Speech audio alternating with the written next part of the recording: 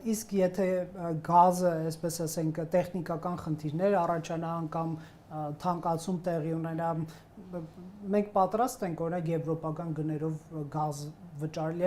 Այս հարցը այն մասին չի, որ եկեք ամեն ինչ զիջենք Ռուսաստանի առաջ, գլուխ խոնարհենք, որ հանկարծ գազը չթանկացնեն, ռացիոնալ լուծումների մասին է իմ հարցը։ Ես մի բան միայն կարող եմ ասել առնչատ փակագծեր բացելու, որ միևնույն է, եթե Աստված մի արած նման սցենար դառնա իրականություն, Հայաստանի Հանրապետության քաղաքացին վստահ եղեք, որ դրանից շատ չի տուժի, այսինքն իր մաշկի վրա այդ փոփոխությունը չի զգա։ Եվ հետևաբար որևէ մտահոգվելու կամ անհանգստանալու բան չկա,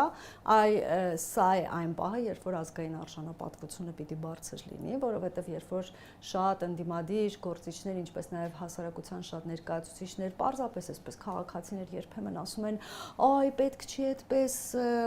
պետք է երբեմն էլ զիջումների գնալ, որպեսզի հանկարծ գազը չթանկանա կամ այս խնդիրը չլինի կամ ինչպես Կարապետյան Սամվելներ ասում, ասենք, բանը տնտեսական պատերազմ Ռուսաստանի Դաշնությունը չհայտարարի, ես ուզում եմ այդ բոլոր քաղաքացիներին մեր հիշեցնել, որ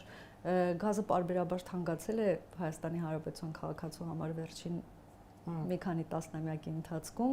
բայց որևէ մի դեպքում այն չի թանկացել, որովհետև Հայաստանի Հանրապետության իշխանությունները ինչ որ հարցում չեն համաձայնել։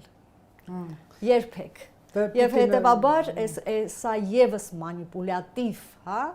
այս մանիպուլյատիվ նարատիվները, որ անդադ տարածվում են ժողովրդի մեջ, դրա մեջ ուշադրություն դրանից պետք չի դարձնել, վստահ եղեք, որ Հայաստանի Հանրապետության իշխանությունները ամեն ինչ կանեն, որպեսզի այս ընթացքում բավականին շատ փորձություններ են անցել Հայաստանի Հանրապետության գլխով եւ Հայաստանի Հանրապետության քաղաքացին իր վրա դեռ թանկացումներ շատ չի զգացել։